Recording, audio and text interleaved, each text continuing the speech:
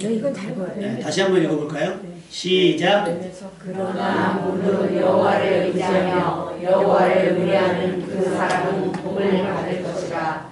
그는 물가에 심어진 나무가 그 뿌리를 강변에 뻗치고 더위가 올지라도 두려워하지 아니하며 그 잎이 청정하며 가무는 해에도 걱정이 없고 결실이 그치지 아니함 같으리라. 아멘. 아까 찬양 전에 그 말씀했어요. 어떤 그 연예인 이야기를 하면서 그런 친구는 복을 받아야 돼요 라고. 여러분 주변에 보면 이 사람은 좀 복을 받았으면 좋겠고 이 사람은 복을 받아야만 하는 사람 같다 라는 사람이 있을 거예요. 여러분이 바로 그런 사람 되시기를 주님의 이름으로 축원합니다. 네. 내가 복을 구하는 게 아니라 내 주변 사람들이 당신은 잘 돼야 돼요, 당신은 잘 돼야 됩니다 라고 응원해주고 격려해주고 축복하는 사람 되시기를 주님의 이름으로 축복합니다. 옆 사람에게 합시다. 당신은 잘 돼야 됩니다. 당신은 잘 돼야 합니다. 다시 한번 당신은 잘 돼야 됩니다. 당신은 잘 돼야 합니다. 따라서 하세요. 옆 사람에게 손잡고 당신은 잘 돼야 됩니다. 당신은 잘 돼야 됩니다. 나보다. 우리가 살아갈 때 저 사람이 잘 되라고 내가 그렇게 열심히 안 살아요. 내가 잘 되려고 열심히 살잖아요. 근데 우리 이렇게 축복할 수 있어요. 내가 이렇게 살아가지만 당신은 내가 이렇게 살아가는 것보다 더 잘 사는 사람. 그래서 덕을 보는 사람. 제가 전에도 말씀드렸잖아요. 복 있는 사람은 덕을 보는 사람이 아니라 덕을 끼치는 사람. 자꾸 누가 도와준다고 하는 사람이 아니라 자꾸 도와주는 사람이 복 있는 사람이에요. 아멘. 네, 그런 사람 될 수 있기를 주님의 이름으로 축원합니다. 근데 오늘 본문 말씀 어디서 많이 읽어봤죠? 많이 들어봤죠? 특히 17장 8절 말씀. 어디서 들어봤을까요? 저 뭐 나무 나오고 막 아까 우리 노래 불렀잖아요. 너는 시냇가에 심은 나무라. 자, 시편 1편 한 말씀 볼까요? 시편 1편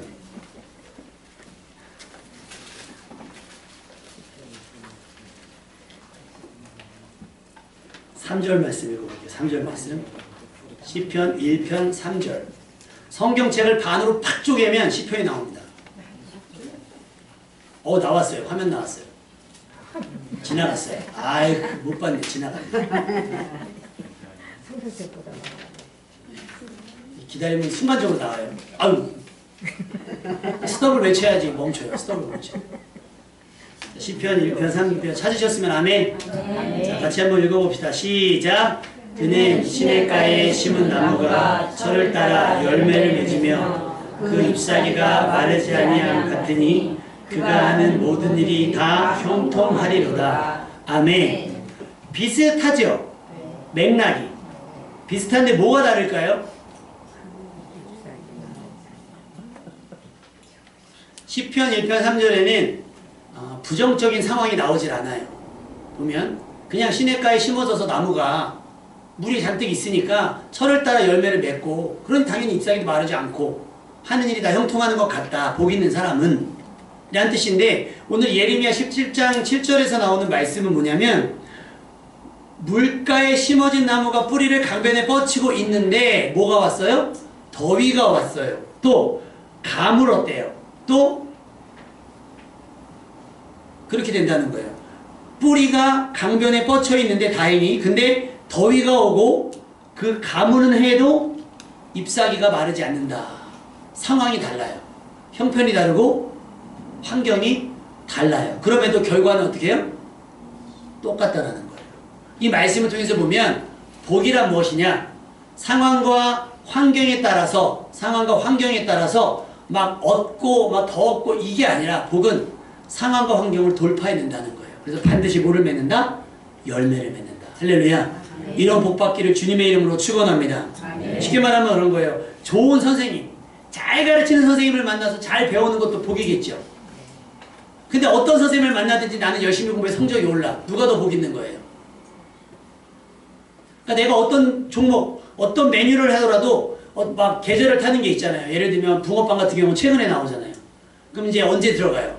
한 3월 되면 들어가시잖아요. 그럼 이제 여름엔 또 딴 거 하시겠죠? 근데 그게 아니라 뭐래도 계절을 타지 않아.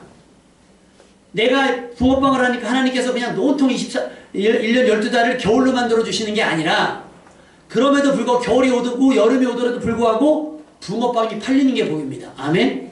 이런 복 있는 사람 되시기를 주님의 이름으로 축원합니다. 그래서 왜 어르신들 그런 걱정하잖아요. 자식 하나는 우산을 팔고 자식 하나는 집신을 파는데 비가 오면 우리 집신 아들 어떡하나, 저기 날씨가 맑으면 우리 우산 아들 어떡하나. 상관없이, 그거와 상관없이 다 잘 되는 그런 환경을 돌파해 나가는, 환경을 이겨내고 형통한 사람 되시기를 주님의 이름으로 축원합니다.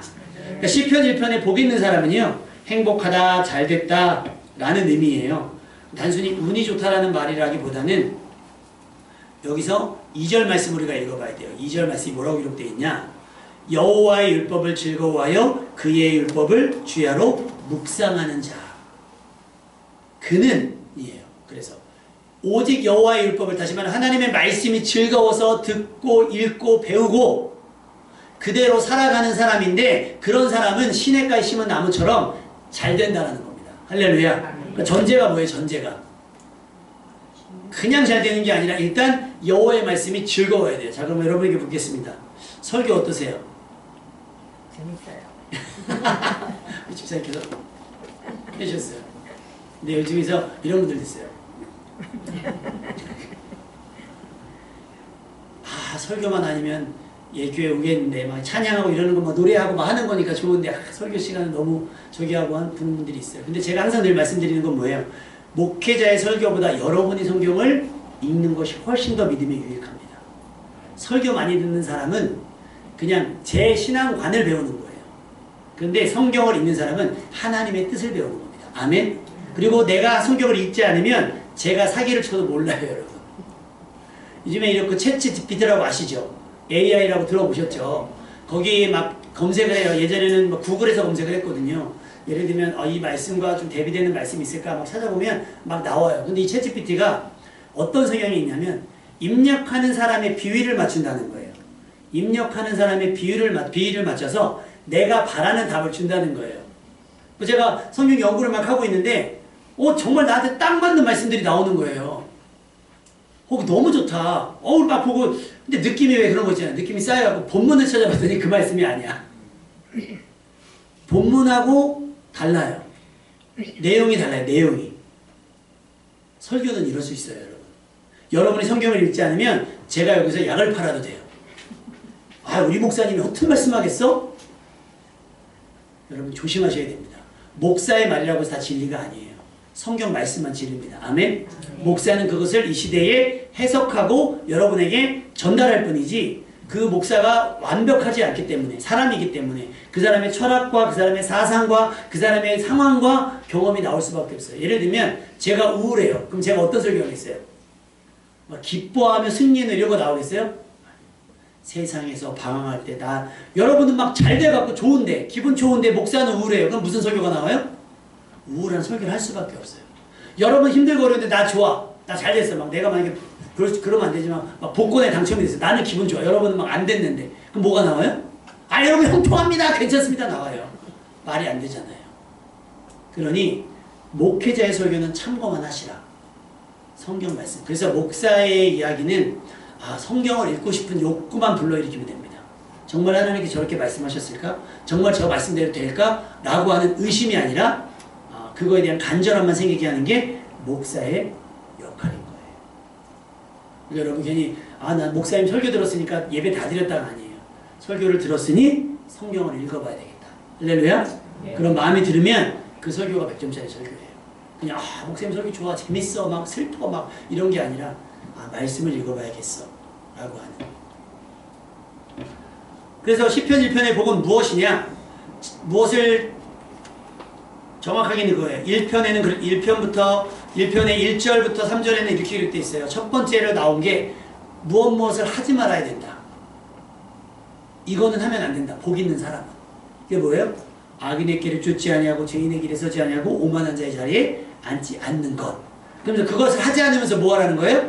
여호와 율법을 묵상하는 것. 다시 말하면 하나님의 말씀을 묵상하며 하나님의 말씀대로 살아가는 사람은 죄인의 자리, 오만한 자의 자리, 악인의 길에 빠지지 않는다라고 하는 말씀인 거예요. 그럼 복 있는 사람은 뭐예요? 결과로다가 다 형통한 사람이 복 있는 사람이 아니라 여호와의 말씀을 주야로 묵상할 수 있는 사람이 복 있는 사람이에요. 할렐루야. 그게 복 있는 사람입니다. 여러분이 이런 복 있는 사람 되시기를 주님의 이름으로 축원합니다. 성경이 막 하라고 하는 건 여러분 어떠세요? 하라고 하는 건 막 신이 나세요? 막 11조 헌금해야지. 그럼 막 맞아 해야지. 주일날 주일을 기억해서 지켜 예배해야지. 막 신나세요. 막 오늘 주일이야. 제가 근래 들어서 요즘 교회 오는 게 너무 발걸음이 가벼워요. 오늘도 주차장에서 우리 집사님들 만나는데 그냥 막 발걸음이 막 총총총총 하는 모습들이 너무 우리 교회가 지금 살아나고 있구나. 할렐루야? 네. 막 그런 발걸음인 거예요. 근데 마치 십자가를 끌고 오는 것 마냥 교회 가야 되는구나. 오늘이 주일이구나. 시작부터 언제 끝나나 하는 사람은 2절 말씀에 합당하지가 않죠. 그럼 그 사람들은 호심탐탐 어떤 일이 벌어지겠어요? 악인의 길에 빠지는 거예요. 죄인의 길에 서는 것이 부담스럽지 않고 오만한 자의 자리에 앉는 것을 추구하게 될지도 모른다는 거예요. 말씀을 즐거워하는 여러분 되시기를 주님의 이름으로 축원합니다. 하나님의 말씀이 좀 부담스럽지만 즐겁게 지키려고 애를 쓰셔야 돼요. 오늘 우리 하연이가 딱 오면서 갑자기 이러는 거예요. 나 헌금 갖고 왔잖아. 그러더니 액수를 딱 가르치는 거예요. 야, 너 그렇게 많이 했더니 그치요. 나 이만큼이에요. 그렇다고 우리 하연이가 뭐 100만 원 하겠어요? 200만 원 하겠어요? 근데 우리 어릴 때나 할 때에 비해서는 용돈 받아 쓰는 아이가 뭐 얼마씩 하겠습니까? 10,000원, 20,000원씩 하기도 쉽지 않아요. 몇천 원 하지만 자기가 다른 건 안 챙겨도 주일날 올 때 이건 챙기는 거예요. 전에 어릴 때는요, 용돈을 주잖아요. 그러면 1,000원짜리는 자기가 갖고 뭐 5,000원짜리 10,000원짜리 자꾸 헌금하는 거예요. 얘가 왜 이러나? 커서 뭐가 되려고? 뭐가 정상이에요, 여러분? 용돈을 받았어요. 10,000원짜리, 5,000원짜리가 섞여 있을 거 아니에요. 1,000원짜리 섞여 있어요. 그러면 뭐가 지혜로운 것 같아요? 많이 하고 잘하는 게 지혜롭죠. 우리가 그냥 여기서 교회에서 얘기하니까 목사님이 물어보니까 헌금 많이 하는 게 아니라 솔직히 안 그러거든요. 솔직히 안 그래요. 그냥 1,000원짜리, 2,000원짜리 해도 누가 뭐라고 안 하니까. 그리고 이건 나 쓰라고 준 거니까 내가 써도 누가 뭐라고 할 사람이 없는데 그냥 쓰는 거예요. 시험 볼 때도 헌금을 더 해요. 하나님을 기대하는 마음. 그래서 그런 믿음이 잘 자랐으면 좋겠다. 그것이 즐거워야 돼요. 그 내는 것도 즐겁고 모이는 것도 즐겁고 하는 것도 즐거워야 믿음이 건강한 것이지 오는 게 힘들고 하는 게 어렵고 막 불편하고 부담스럽고 목사님이 막 눈치 보면서 뭐 하자고 말할까 말까 하면 그거는 우리 믿음이 좀 건강하지 못한 믿음일 수 있다는 거예요. 여러분 예수 믿으면 복 받는다라고 하는 말이 정말 난 아무것도 하지 않아도 알아서 척척 된다는 말이 아닐 겁니다. 시편의 말은 그렇게 오해할 수 있겠지만 예레미야의 말씀은 그렇지 않아요.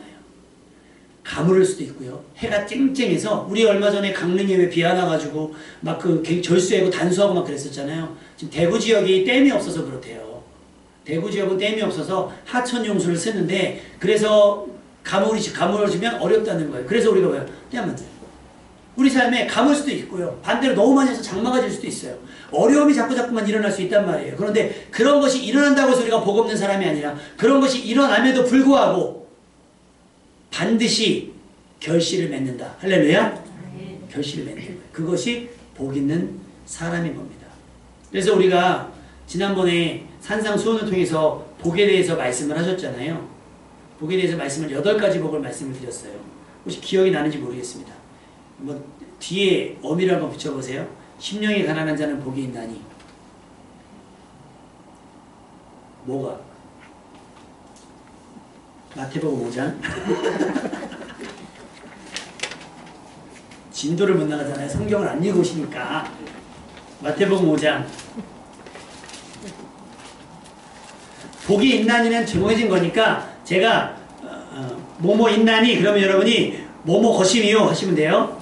찾으셨으면 아멘. 네. 자, 심령이 가난한 자는 복이 있나니 천국이 그들의 것이며. 아니 복이 있나니 빼고 복은 있을 건 있으니까 빼고 뒤에 것만 하세요. 심령이 가난한 자는 천국이 그들의 것이요. 애통하는 자는 온유한 자는 의에 줄이고 목마른 자는 긍휼히 여기는 자는 마음이 청결한 자는 화평하게 하는 자는 의를 위하여 박해를 받는 자는 할렐루야. 시험 보겠습니다. 가방 옆에다 저기 핸드백 올려놓고 옆에 컨닝 못하게 시험을 보도록 하겠습니다. 여기 보면 결과적으로 좋은 건 없어요. 과정은 치열하고 과정은 아플 수 있고 과정은 서운할 수 있고 과정은 서러울 수 있고 힘들 수 있어요. 그럼에도 불구하고 결과적으로는 어떻다? 하나님께서 우리를 복되게 하실 것이다 라는 약속이 우리 지난주까지 말씀이었다라고 하는 거죠. 그러면 그 시편의 말씀과 산상수훈의 말씀에 기록된 복이 우리에게 임하는데 어떻게 해야 되는가? 여러분, 예수님은요 우리로 하여금 복을 얻기 위해서 이런 사람이 되라라고 말씀하지 않으셨어요. 니네 복 받으려면, 다시 말하면 잘 살려면 이렇게 해야 돼, 잘 살려면 이렇게 해야 돼라고 하는 교훈이 아닙니다. 성경 말씀은. 하나님의 말씀은 이미 복을 받은 자로서 어떻게 살아야 하는지에 대한 교훈이에요. 아멘? 그러니까 여러분이 나 가진 거 없는데, 난 뭐 얻은 거 없는데 라고 생각할지 모르지만 여러분에게 이미 보이지 않지만 이미 가진 거예요. 그러니까 그렇게 살아내면 그것이 결과적으로 드러나게 될 겁니다. 아멘? 그렇지 않으면 안 돼요. 복 있는 사람은 일단 하나님을 신뢰하며 기대하는 사람입니다. 시편 1편의 복은 우리가 흔히 아는 것처럼 부나 명예의 어떤 자리가 아니었고 말씀을 기뻐하며 즐거워하는 것, 말씀을 듣고 읽고 묵상하는 것이 가장 큰 즐거움으로 아는 것이 복이라 그랬어요. 말씀을 듣는 것, 읽는 것, 말씀대로 살아가는 것이 기쁘고 즐거울 뿐만 아니라 자연스러워야 진짜 그리스도인인 줄로 믿습니다. 아까 말씀드렸지만 말씀에 대한 부담이나 거부감 없이 믿음으로 따르는 사람이 복 있는 사람이 돼요. 야고보서 1장 25절에 자유롭게 하는 온전한 율법을 들여다보고 있는 자는 듣고 잊어버리는 자가 아니요 실천하는 자니 이 사람은 그 행하는 일에 복을 받으리라. 할렐루야. 여러분, 거울 왜 보세요? 거울 그냥 잘생긴 거 예쁜 거 확인하려고 보시는 거예요? 얼굴에 뭐 묻었나? 그죠? 예전에 제가 이렇게 예배를 드렸나 봐요. 이렇게, 죄송합니다. 한번 흔들어보세요. 이렇게 기타를 보다가 이렇게 제낀 거예요. 저는 모르잖아요. 안 사람이 빨리 눈치를 줘야 되는데 예배 다 끝나고 나서 귀 좀 내리고 하지. 이걸 제가 알아요? 그렇다고 설교하다가 할렐루야? 내려갔네요? 이럴 수는 없잖아요. 우리가 거울을 보는 목적은 내가 단장을 했는데 혹시 흐트러진 부분이 없나 확인하기 위해서 하고, 만약에 흐트러진 부분이 있다면 어떻게 해요? 수정 보완하기 위해서 하는 거잖아요. 우리가 말씀을 읽는 건 뭐겠어요? 혹시 나의 삶이 흐트러지지 않았는지를 확인하기 위한 거예요. 그러니까 우리가 말씀을 부지런히 읽어야 놓치지 않겠죠. 말씀을 읽고 저기 해야 돼요. 그러니까 야고보서는 그렇게 얘기하는 거예요. 율법을 들여다보고 읽고 있는 거예요. 거울 보고 됐어? 가는 게 아니라 거울 보고 꼼꼼하게 살피는 거겠죠. 살피는 거. 말씀을 보고 내 삶을 꼼꼼히 살피고 점검하셔야 돼요. 그러면 그 사람의 삶은 어떻게 된다고요?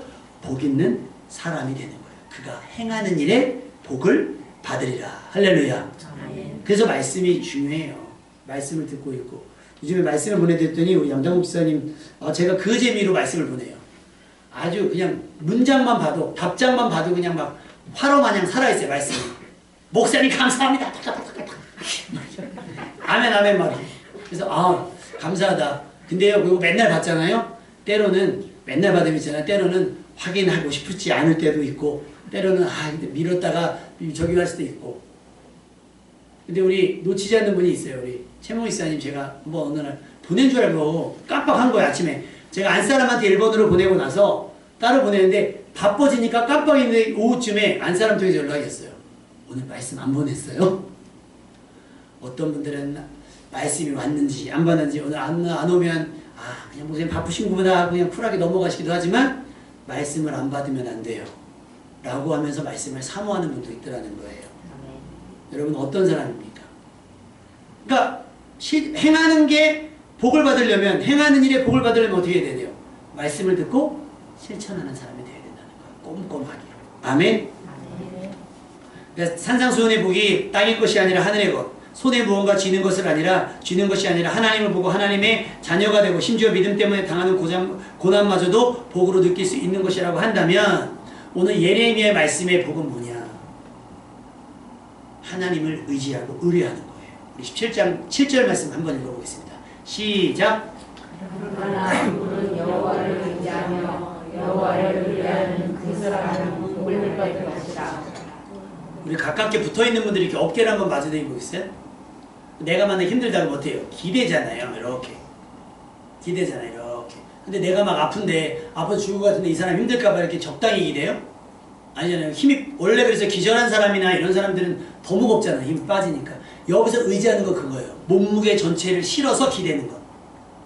그러니까 우리가 하나님을 의지할 때 적당히 우리 하나님 부담스러우실까봐 우리 하나님이 피곤하시고 힘드실까봐 적당히 이렇게 한 발만 하나님 요 정도만요? 요 정도만 하는 게 아니라 전적으로 맡기는 거.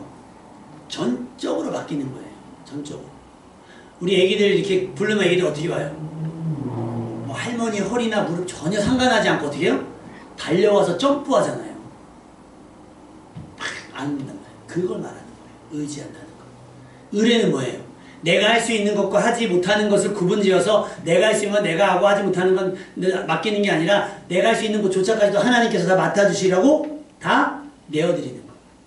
제가 운전을 해보니까 저는 1조 보통, 안 사람은 2조 5토. 저는 경력이 20년, 안 사람은 장로. 근데 옆에서 그렇게 훈계를 해요. 아니 노란불이 돼서 멈추잖아요. 그럼 좀 급정거처럼 치잖아요. 노란불이 놀래서 딱 쓰잖아요. 섰다고 뭐라 그래요. 왜 갑자기 쓰네요. 그래서 노란불인데 확 지나가니까 왜 그러냐. 노란불인데 왜 또 지나갔네요. 그래서 다음에 중간에서 쓸까 생각 중이에요. 그럼 내가 가끔 무슨 얘기하냐면 얘 이종호토 어련하시겠어요. 이종호토 내가 그래요. 우리가 지혜롭다고 해도 하나님의 미련함보다 못하다 그랬어요. 성경은. 그러니 맡겨드리는 거예요. 내가 이렇게 하고 싶지만 하나님께 한번 물어나 보는 거예요. 내가 이거 내 경험으로 미뤄서 이렇게 하면 돼. 맞아요. 그렇게 하면 될지도 몰라요. 그런데 나를 믿지 않고 어떻게 해요? 하나님은 이것보다 더 대단한 훌륭한 방법이 있을지 모르니까 하나님을 한번 여쭤보는 게 의뢰하는 거예요. 여러분 우리가 법에 대해서 어떤 법에 이렇게 접촉받은 일을 하려면 우리가 누구를 의뢰해요? 동네 이장님께 맡깁니까? 변호사한테 맡깁니까? 동네 이장님이 잘 처리해요? 변호사가 잘 처리해요? 아무리 어렵고 힘든 일일수록 값비싼 변호사를 쓰면 문제 해결이 쉬워질 거예요. 이장 아저씨 그냥 어서 들은 건 있고 아는 건 있는데 다 뭐예요? 우기는 거잖아요. 내 편은 들어줘서 좋은데. 그래서 우리가 사람을 의지하는 게 아니에요. 사람을 의지하는 것이 아니라 시편 말씀은 우리에게 그렇게 교훈을 하고 있습니다. 사람을 시편 2007편 혹은 병거 혹은 말을 의지하나 우리는 여호와 이름을 의지하리로다. 누구에게 얼만큼? 하나님께 전적으로. 할렐루야. 네. 맡기십시오. 자녀의 문제도 맡기고 남편의 문제도 아내의 문제도 맡기시고요. 결혼 문제도 맡기고 자식 문제도 맡기고 자신의 미래의 문제도 하나님께 맡기십시오. 아멘. 네. 그리고 의지하십시오. 그리고 때를 쓰십시오. 하나님 나 좀 어떻게 해주십시오. 그게 의지고 의뢰예요. 그런 사람이 뭐예요? 복을 받을 거라는 거예요. 이렇게 답을 정해줬는데도 못해요. 우리 경험이 너무 대단해서. 우리가 알고 있는 지식이. 그래서 우리 어르신들 있잖아요. 연세 있으신 분들이 자녀들에게 다음 세대들한테 이야기할 때 마치 내 삶의 경험이 전부인 것처럼 말씀하시면 요즘 애들은 안 들어요.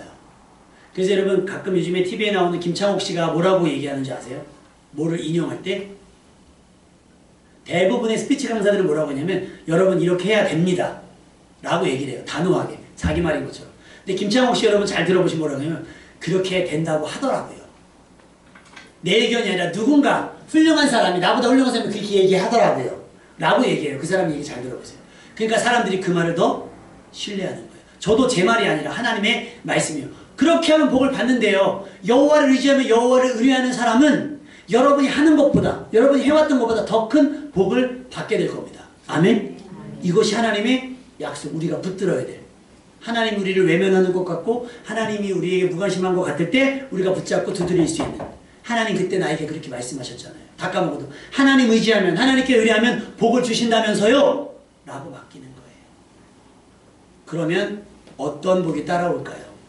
어떤 복? 그래서 가만히 생각해 봤어요. 누가 저렇게 살았나? 예레미야 17장 10절처럼 누가 여호와를 의지하며 여호와를 의뢰하는 사람이었는가를 찾아보니까 아브라함밖에 생각이 안 나요. 아브라함. 복의 대명사잖아요. 아브라함. 아브라함의 하이라이트는 모리아 땅에서 아들 이삭을 번제로 드리는 장면이었어요.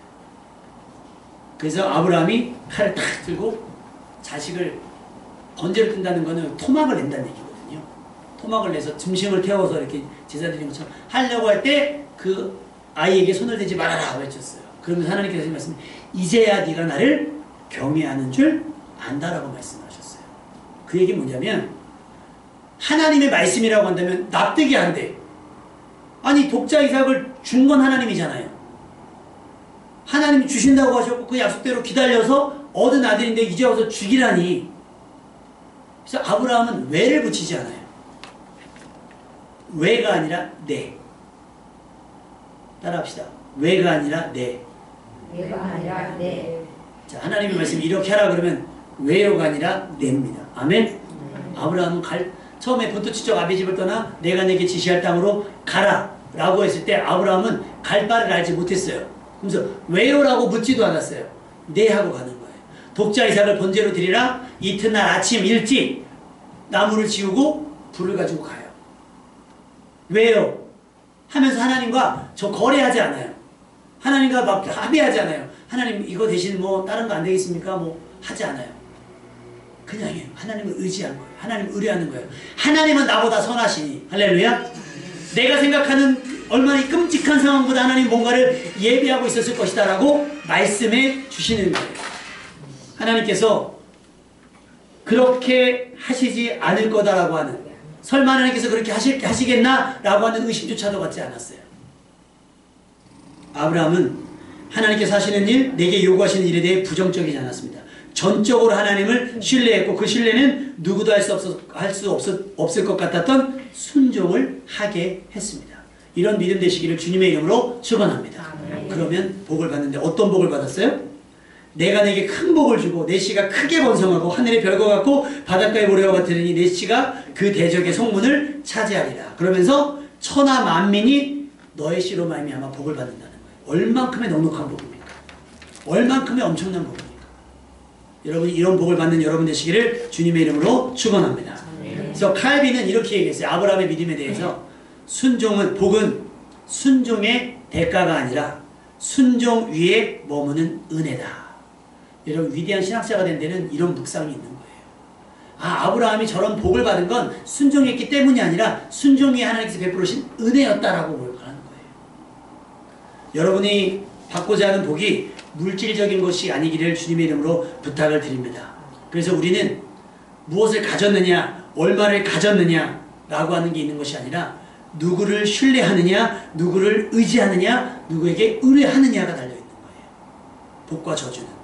그래서 아까 우리 7절 말씀에 여호와를 의지하며 여호와를 의뢰하는 사람 복을 받는다 그랬잖아요. 근데 그 앞부분 혹시 보신 적 있으세요? 앞부분? 우리 5절, 6절. 예레미야 17장 5절, 6절 한번 읽어볼까요?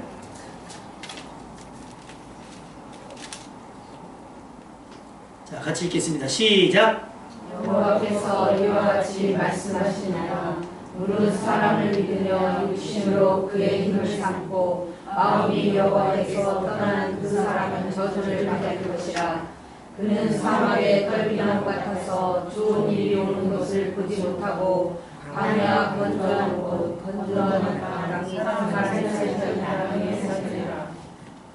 이런 거예요. 복이 아니면 저주거든요.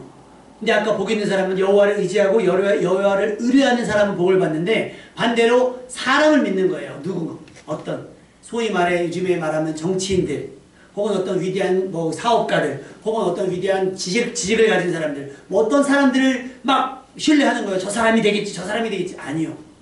사람은 아까 제가 했잖아요. 목사도 사람이고 정치인도 사람이고 사업가도 사람이고 욕심 앞에서 장사 없어요. 다 넘어질 수 있단 말이에요. 그러니까 사람이 아니라 그 사람을 사용하시는 누구? 하나님을 신뢰해야 된다는 거예요. 하나님을 신뢰해야 된다는 거예요. 육신으로 그의 힘을 삼는, 육신 안에 다 포함되겠어요. 물질도 권력도 다 포함될 거예요. 그의 힘을 삼고 마음이 하나님께서 떠난 그 사람은 저주를 받을 것이다. 여러분 무엇을 의지하겠습니까? 통장의 잔고? 아니면 어떤 내가 아는 그 소위 말해 백 세상적으로 아는 나 누구 알고 막 이런 그게 우리에게 어떤 의미가 있을까요? 사람이 아니라 하나님을 내 편 삼는 여러분 되시기를 주님의 이름으로 축원합니다. 그래서 받을 복은 결국은 똑같아요. 저주를 받는 사람은 아무리 좋은 땅에서도 되는 것을 못 봐요. 열매 맺는 것, 좋은 것이 오는 것을 보지 못한다라는 거예요.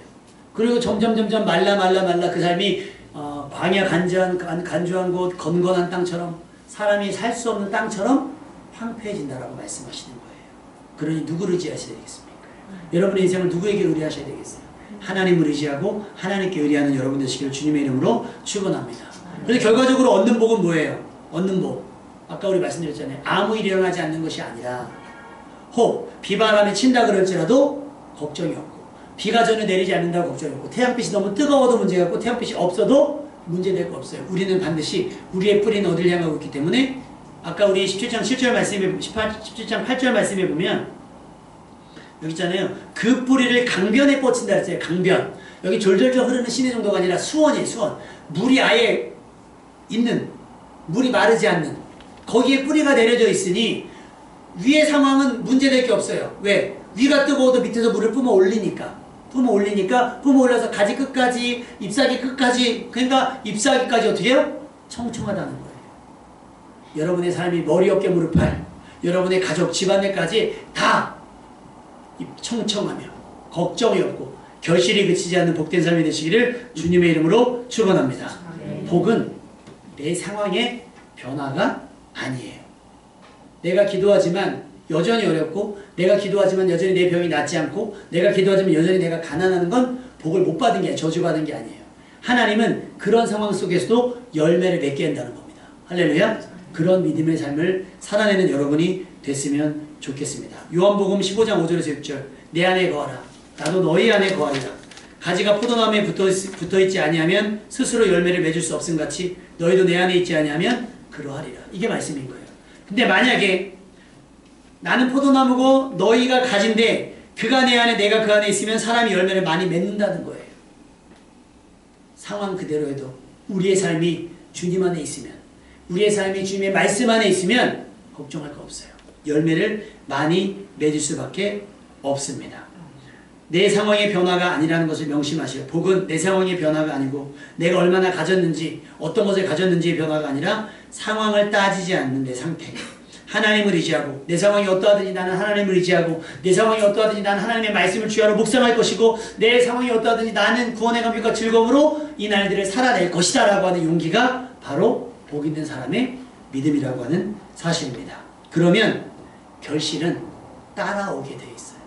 복 있는 사람은 복을 추구하는 것이 아니라 말씀을 추구하고 하나님의 말씀을 따르고 하나님을 의지하고 의지하면 복은 어떻게 해요? 따라온다라는 사실이에요. 복이 헐레벌떡 우리가 너무 빨리 하나님의 말씀을 쫓아가서 복이 막 헐레벌떡 우리를 쫓아오는 거예요. 그래서 우리는 복을 아쉬워하지 아니하고 자꾸만 주변 사람들이 응원할 수밖에 없는 복 받아야지 좀 시험해 너 복 받고 가야지 근데 하나님께서 복을 주시자마자 그냥 우리는 그 복을 거룩한 일에 선한 일에 소비하는 그래도 그것이 우리는 마름이 없어요. 결실이 그치지 않기 때문에. 그리고 우리 하나님께 주시는 복은 성경에 보면 근심과 겸허에 주지 않는다 그랬어요. 여러분이 이런 하나님을 의지하고 의뢰함으로 이런 진짜 복을 받는 여러분 되시기를 주님의 이름으로 축원합니다.